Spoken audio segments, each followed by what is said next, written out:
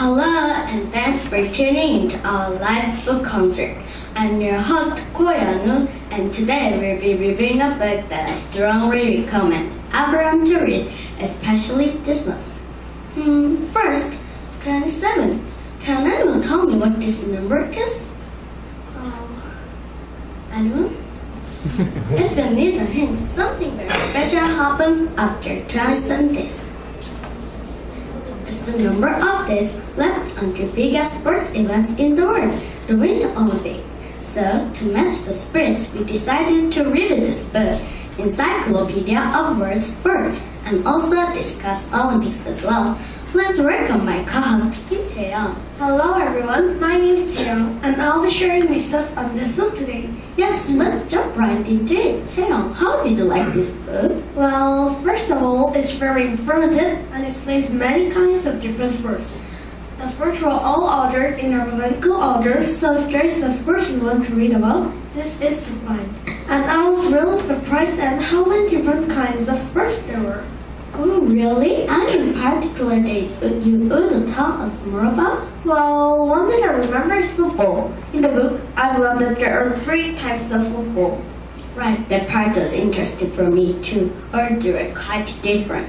Yes, well, first, association football, also known as soccer, is a type of the football I was most familiar with. Players dribble the ball and try to get it in the goal, but they can't use their hands. What surprised me about association football is that it originated in ancient China. I was surprised because I didn't know China was famous for soccer or football at all. Exactly. Well, the other 2 types of football were Australian football and North American football. Australian football is played on an outdoor field, which is pretty unique. Players have to get their ball with deep posts to score points. They can kick, hit the ball with closed fists, and they also can catch them as well. I don't know many sports that take place on our fields, so I thought this was cool. Why don't you tell us more about North American football? Well, sure, there's American football and Canadian football. The biggest difference is the size of the field. The Canadian football fields are larger. The main goal is to get the ball to one side of the field to score. In American football, the teams have 4 chances to move the ball or downs, while in Canadian football, teams have 3 downs. I think it's only that there are 3 versions of the same sport. Me too, and I also like remembering famous sports stars for each sport.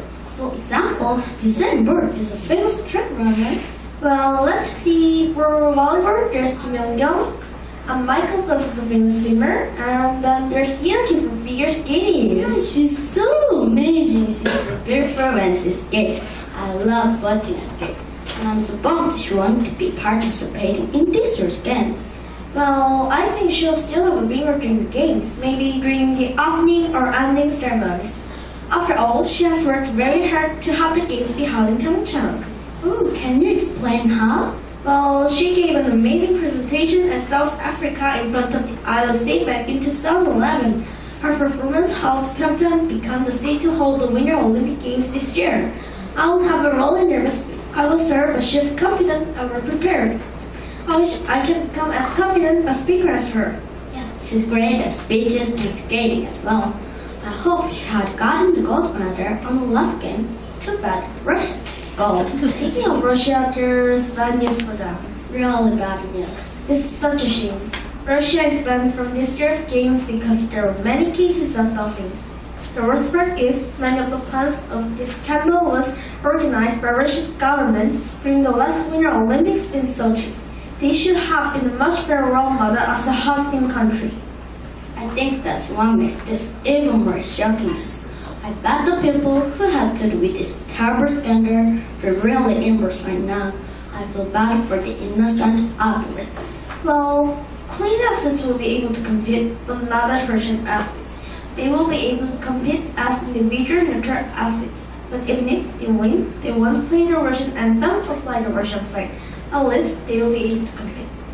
I guess it's the cost of poor sportsmanship. Sportsmanship? Yeah, sportsmanship is how players play with fairness and treat other players well, so all players can enjoy the sports without upsetting others. Well, sportsmanship sounds like something very important for all of us to have in mind if we want Pyeongchang to successfully hold the Winter Olympics. What else do you think we should have in mind for the games to be successful? There is one other thing. I'll explain it to you with picture of this year's matters. I was really interested about them when I was reading the newspaper. Alright. Take a look at this matter. There are stripes that look like roots of plants. That means persistence. If you have persistence, you keep on trying even if it's difficult.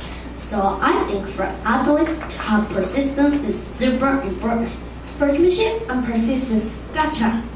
Well, anyway, I'm a big concern for ticket sales. Last time I checked, the ticket sales weren't that high. Maybe the mascot, Soorang Pandavi, cannot raise the sales. I think that's a great idea. They're so cute and represent games very well. I agree.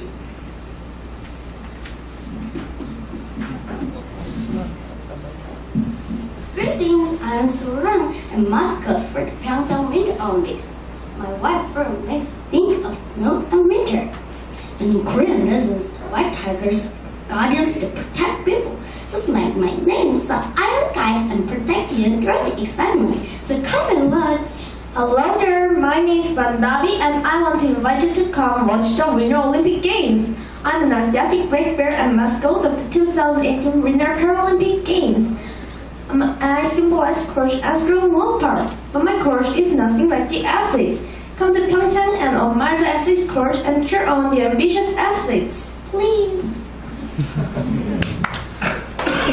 Well, it's almost time to go out. Before we answer our conversation, I want to ask you one last question about this year's Olympics. Well, what is it? You know turtle, right? You know turtle lake, right? Well, turtle arrived in Korea last November. Can you guess where it is today? Actually, you can. It should be on its way to Gwanghwamun right now, which is great because that's not too far away from here. Maybe we should go check it out before we head home today. There's a bunch of buses from Seoul Station that go there. Sounds great to me, and I hope all of you can check it out too. Well, it seems like we're out of time. I had a lot of fun today, and I hope a lot of people learned a lot of sports and Winter Olympics from our show. Me too, and I strongly hope that the Pyeongchang Games will be held in sportsmanship, persistence, and passion. The Olympics should mean more than just medals and sports. It should be a celebration for hardworking and passionate athletes from all over the world, just like this year's motto, Passion Connected. And that's exactly. Thank you for your time and thoughts. Thank you, Yanu, and Pyeongchang fighting! Thank you, fighting!